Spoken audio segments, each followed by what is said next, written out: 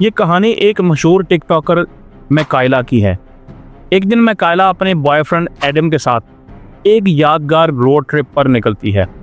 वो दोनों अलाबामा के सुनसान और पुरअसरार रास्तों से गुजर रहे थे कि अचानक एक औरत सड़क के किनारे उन्हें नजर आती है। वो औरत बेचैनी से हाथ हिलाकर मदद मांग रही थी। ये औरत जल्दी से उनके पास आई और घबराहट भरे लहजे में कहने लगी कि उसकी गाड़ी खराब हो गई है और उसे जंपर केबल्स की ज़रूरत है। उसने इशारा किया कि उसकी गाड़ी थोड़ा आगे जंगल के अंदर एक कैंप साइट पर खड़ी है। एडम एक रहमदिल और मदद करने वाला शख्स था। उसने बिला झिझक मदद करने का फैसला किया। वो दोनों उस औरत के पीछे चल पड़े। उस औरत का नाम बाद में याज के नाम से मालूम हुआ। वो दोनों याज के साथ जंगल में उसकी गाड़ी तक पहुंचे। वहां पहुंचकर उन्होंने देखा कि गाड़ी का बोनट पहले से खोला हुआ था, जैसे कोई पहले ही इस पर काम कर चुका हो। एडम ने हालात को देखते हुए मुहतात रहने का फैसला किया। उसने गाड़ी से उतरने से पहले अपनी पिस्तौल निकालकर एहतियातन अपनी कमर के पीछे छुपा ली, क्योंकि वो जानता था कि वीरान इलाकों में किसी भी लम्हे कुछ भी हो सकता है। वो दोनों याज की गाड़ी को स्टार्ट करने की कोशिश करते हैं, लेकिन कोई फ़ायदा नहीं हुआ। कई बार कोशिश करने के बावजूद इंजन चलने का नाम ही नहीं ले रहा था। वक्त गुजरता रहा और अब उन्हें वहाँ पर 1 घंटे से ज़ायद का वक्त गुजर चुका था। मैकाइला थक चुकी थी और उसने थोड़ी बेजारी से कहा, यह काम नहीं कर रहा। वो याद से पूछती है कि क्या हम किसी और तरीके से तुम्हारी मदद कर सकते हैं। उसी लम्हे माहौल में अजीब सी तब्दीली आई और अचानक याज की नज़रें बदल गईं। उसके चेहरे पर एक अजीब सख्ती आ गई थी और पलक झपकते ही उसने अपनी जेब से पिस्टल निकाली और ऊंची आवाज़ में उनसे कहा कि फ़ौरन अपने हाथ ऊपर कर लो। मैकाइला और एडम की सांसें रुक गईं। जो औरत अभी तक बेबस और मजबूर लग रही थी, वो अचानक एक ख़तरनाक मुजरिम में बदल चुकी थी। याज ने धमकी अमेज़ अंदाज में एडम और मैकाइला को लूटना शुरू कर दिया। उनकी जेबें खाली करवाईं और मैकाइला का फ़ोन छीन लिया। फिर वो शफाकियत से आगे बढ़ी और मैकाइला से उसके बैंक अकाउंट की तफसीलात मांगने लगी। मगर ऐसा लग रहा था कि याज नर्वस है, जैसे ये उसका पहला जुर्म हो। उसके हाथ लरज़ रहे थे और उसकी आवाज़ में बेयकीनी थी। चंद लम्हों बाद जैसे ही खामोशी छाई, याज ने एक बेसाख्ता कहकहा लगाया। उसने अपनी बंदूक नीचे कर ली और मसनूई मुस्कुराहट के साथ बोली, मैं तो बस मजाक कर रही थी। ये जुमला सुनकर एडम ने लम्हा ज़ाया किए बगैर बिजली की तेज़ी से अपनी पिस्टल निकाली और उसे सख्त आवाज़ में बोला कि अब तुम ज़मीन पर लेट जाओ, वरना मैं गोली चला दूंगा। याज घबराहट में अपनी बंदूक को काबू में रखने की कोशिश करती है, लेकिन उसके लरजते हाथों से अचानक गोली चल जाती है, जो ज़मीन में जाकर एक धमाके की सूरत में आवाज़ की सूरत में बाहर आती है। लेकिन जैसे ही एडम ये देखता है, वो भी रद्द अमल के तौर पर गोली चला देता है। गोली सीधी याज के पेट में जा लगती है और दर्द से कराहते हुए वो पीछे हटती है। चंद सेकंड के बाद याज भी फायरिंग शुरू कर देती है और यूं दोनों के दरमियान एक खूनी जंग छिड़ जाती है। गोलियों की गूंज जंगल की खामोशी को चीर कर रख देती है।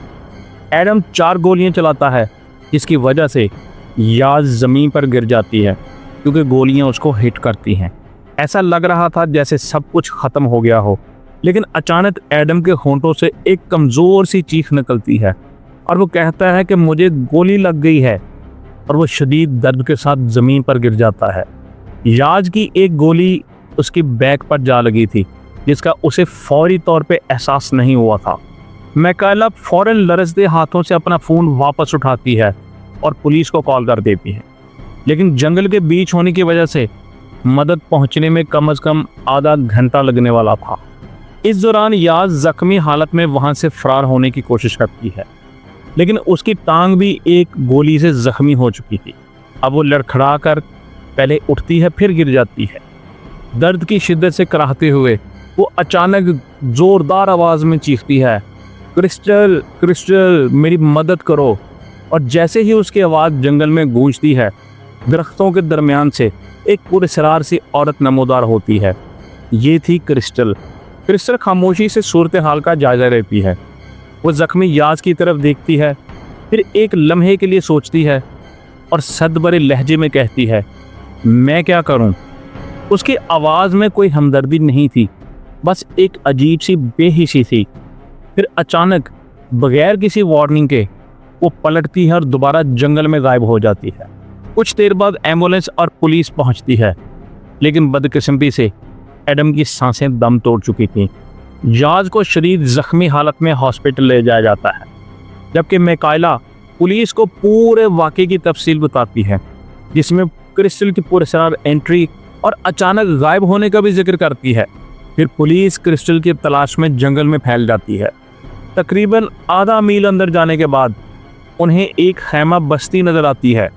ये आम कैंपिंग साइट नहीं थी, बल्कि एक ऐसी जगह लग रही थी जहां लोग तवील अरसे से रह रहे हों। एक खैमे के बाहर खड़ी औरत को देखकर एक पुलिस एहलकार सख्त लहजे में चीखता है, फौरी तौर पे ज़मीन पर लेट जाओ। और हैरत अंगेज तौर पर वो औरत, जो कि क्रिस्टल थी, बिना किसी मज़ाहमत के फ़ौरन ज़मीन पर लेट जाती है। उसके मासूम चेहरे पर कोई दारिया हैरानी नहीं थी, लेकिन जो चीज़ सबको हैरान कर देती है वो ये थी कि उसके नन्हे हाथों में एक लोडेड गन थी। पुलिस के एहलकार एक लम्हे के लिए घबरा जाते हैं।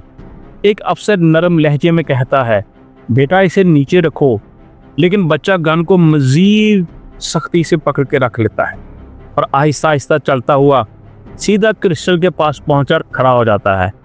क्रिस्टल अब भी ज़मीन पर लेटी हुई थी। ये बच्चा कोई आम बच्चा नहीं था, ये क्रिस्टल का बेटा था। लेकिन ये सबसे अजीब बात नहीं थी, बल्कि वो पुरस्कार खैमे, क्रिस्टल, वो मासूम बच्चा और उनका ग्रोह एक खुफिया मजहबी फ़िरके का हिस्सा थे, जिसे यूनिवर्सिटी ऑफ कॉस्मेटिक इंटेलिजेंस कहा जाता था।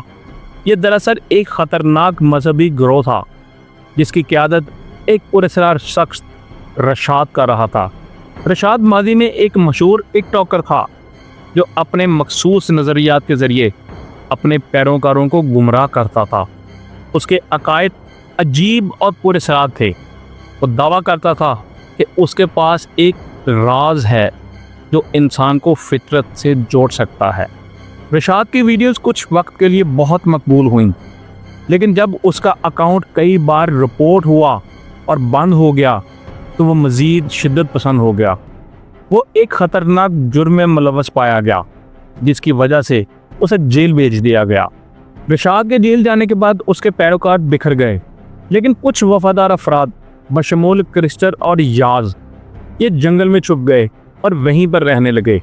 उनके वसाइल ख़त्म हो चुके थे और ज़िंदा रहने के लिए उन्होंने एक ख़तरनाक मंसूबा तैयार किया था कि किसी मासूम शख्स को लूटा जाए, जंगल के अंदर बुलाया जाए, ताकि वो अपने लिए सामान इकट्ठा कर सकें।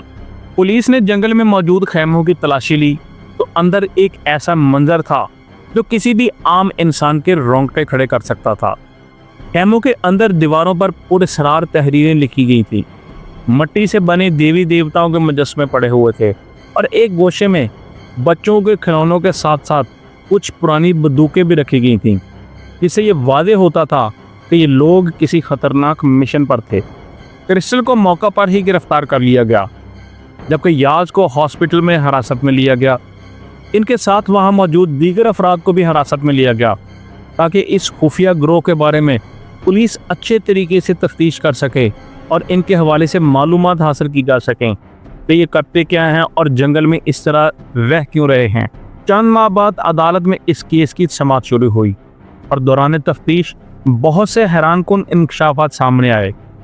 अदालत में ये साबित हो गया कि क्रिस्टल ही उस सारे मंसूबे की मास्टरमाइंड थी, जबकि याज उसका महज एक मोहरा थी जिसको क्रिस्टल ने इस्तेमाल किया। अदालत ने याज को एडम के कत्ल के जुर्म में 35 साल कैद की सज़ा सुनाई, जबकि क्रिस्टल को उम्र कैद की सज़ा दी गई, क्योंकि वो ना सिर्फ इस मुजरमाना ग्रोह की रहनुमा थी, बल्कि वो रशाद के पुरतशद्दुद जो नज़रियात थे उनको भी फैला रही थी। वो लोगों को मज़ीद गुमराह कर रही थी। मिकाइला, जो इस वाक़े की वाहद गवाह थी, उसने अपनी कहानी खुद अपने टिकटॉक अकाउंट पर शेयर की। उसकी वीडियोस वायरल हो गईं और लाखों लोगों ने ये खौफनाक कहानी सुनी। मिकाइला आज भी कहती है कि ये सब कुछ एक डरावने ख्वाब की तरह लगता है, लेकिन मैं जानती हूँ कि यह हकीकत थी। वो रात, वो खैमे वो गोलियों की आवाज़, उन्हें मैं कभी नहीं भुला सकती।